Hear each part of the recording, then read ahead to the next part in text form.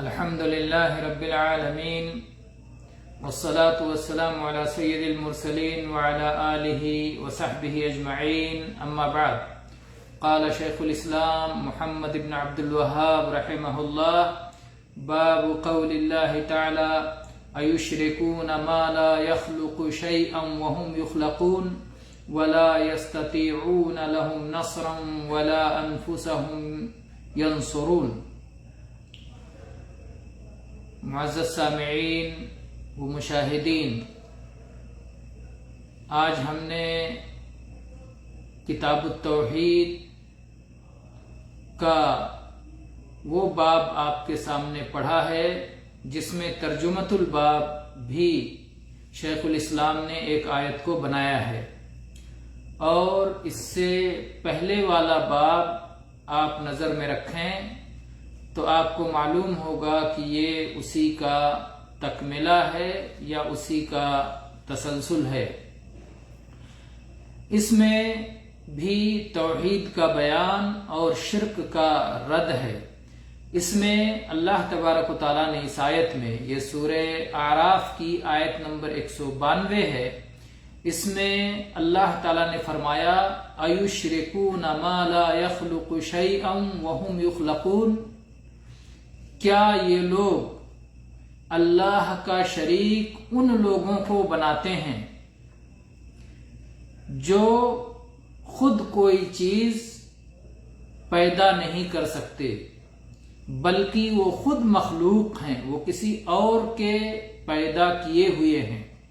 اللہ تعالیٰ نے کفار و مشرکین کے سامنے ایک بات رکھی، ان کے خلاف ایک حجت اور دلیل رکھی کہ اچھا یہ بتاؤ، تم جن سے دعا مانگتے ہو، تم جن کو پکارتے ہو، تم جن کی عبادت کرتے ہو، تم نے جس کو اللہ کا شریک بنا رکھا ہے، اپنے معاملات جس سے حل کروانا چاہتے ہو اور چاہتے ہو جو تمہارا بیڑا پار لگا دیں، جو تمہارے بیماروں کو شفا دے دیں، جو تمہیں صحت دے دیں اور تمہارے بیماری سے تمہیں نجات دے دیں، تمہاری مشکلات میں تمہارے کام آ جائیں، جن کو تم ایسا کرتے ہو، یہ بتاؤ کیا انہوں نے کوئی چیز پیدا کیا ہے، کسی چیز کو پیدا کیا ہے، یا وہ خود مخلوق ہیں، اپنے آپ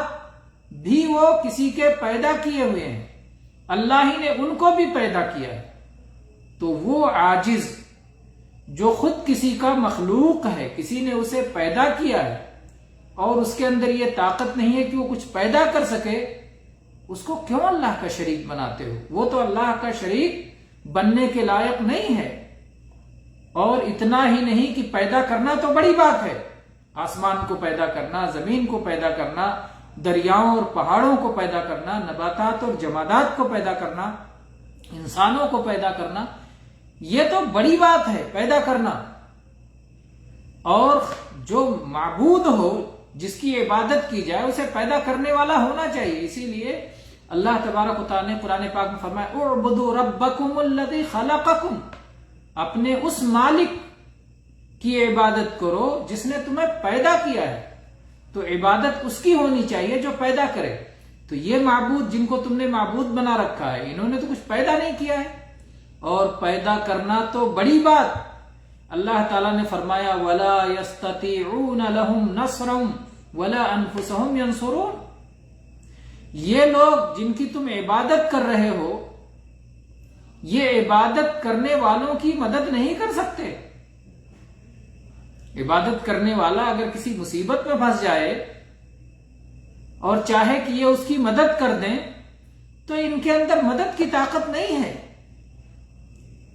وہ اپنی مدد خود نہیں کر سکتے، اور تمہاری مدد کیسے کریں گے؟ وہ اپنی مدد بھی خود نہیں کر سکتے، وہ تمہاری مدد کیسے کریں گے؟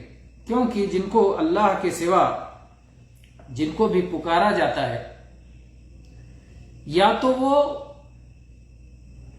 جمادات، حیوانات، کمزور مخلوق ہوتے ہیں، اور یا پھر وفات پائے ہوئے ہوتے ہیں، تو یہ تو خود دوسروں کے محتاج ہوتے ہیں، اپنی مدد کہاں سے کر سکتے ہیں؟ تو اللہ تعالیٰ نے فرمایا کہ یہ اپنی مدد نہیں کر سکتے اگر وہ کسی مصیبت میں مصیبت کا شکار ہو جائے، جن کو تم کہتے ہو کہ اللہ کے ولی ہیں، یہ بزرگ ہیں، بلکہ ان سے آگے بڑھ کر کے جن کی پیروی کر کے کوئی ولی ہوتا ہے، انبیاء کرام، وہ لوگ بھی اگر بیمار پڑ جائیں تو خود اپنے آپ کو اچھا نہیں کر سکتے، تو وہ اپنی مدد خود نہیں کر سکتے، اپنے سے مصیبت خود ٹال نہیں سکتے، کیسے وہ تمہاری اپنے عبادت گزاروں کی کیسے وہ مدد کریں گے؟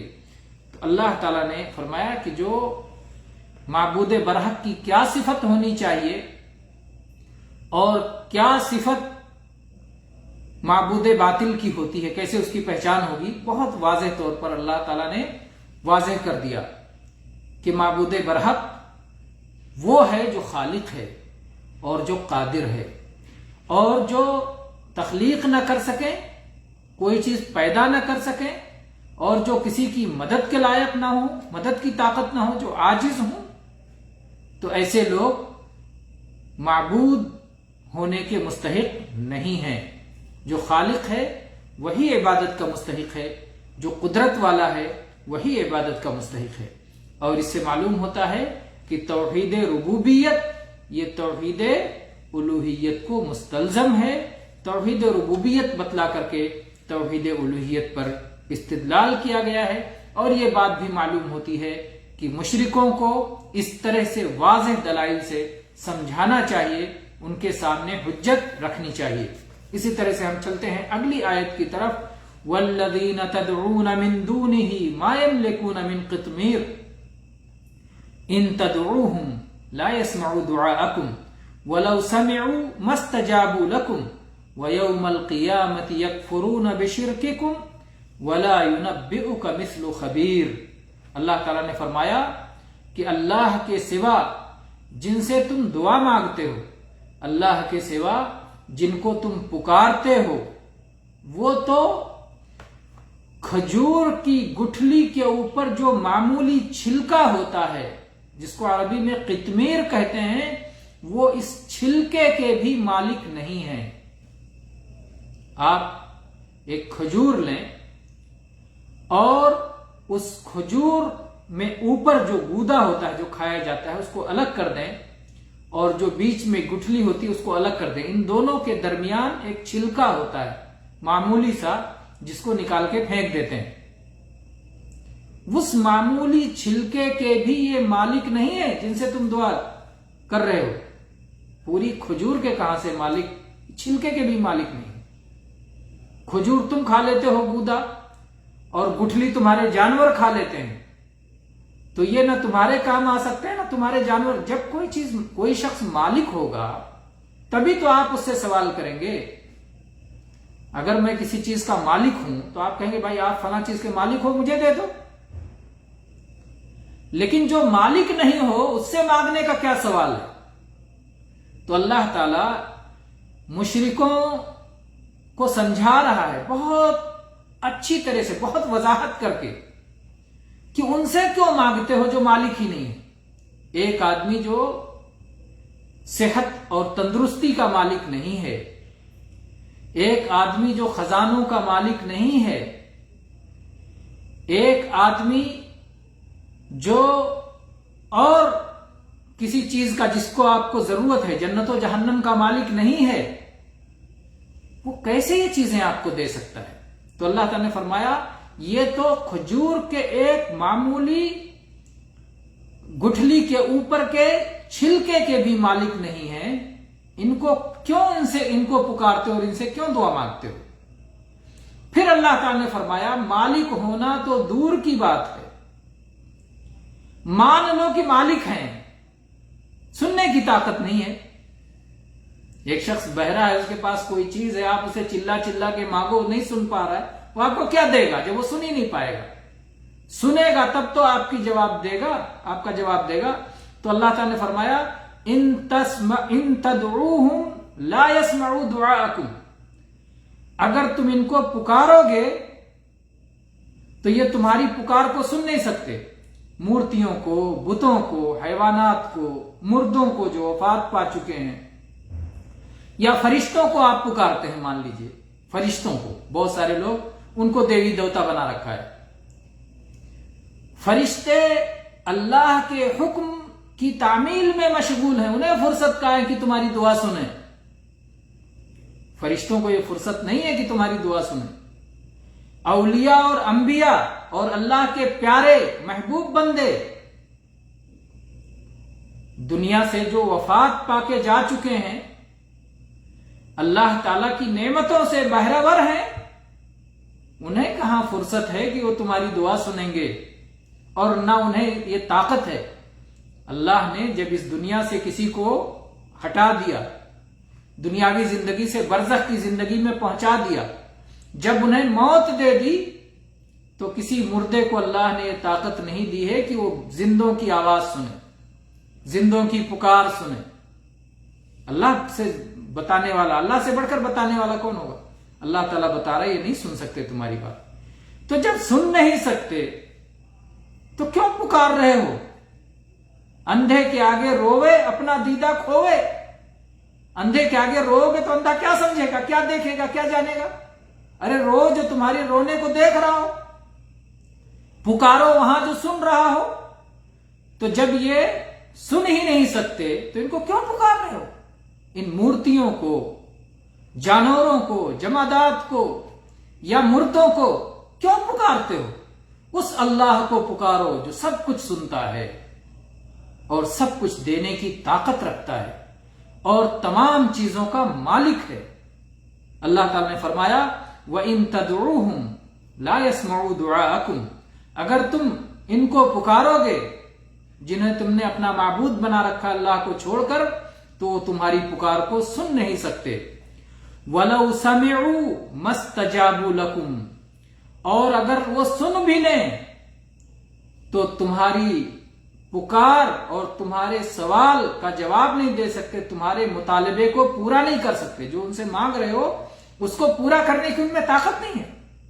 تم کہتے ہو میں بیمار ہوں یا میرا کوئی رشتہ دار بیمار ہے، اسے اچھا کر دو.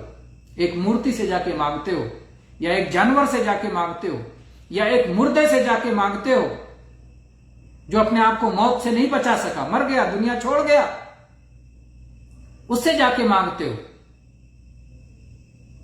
تو اس کے اندر یہ طاقت نہیں ہے کہ آپ کو شفا دے دے.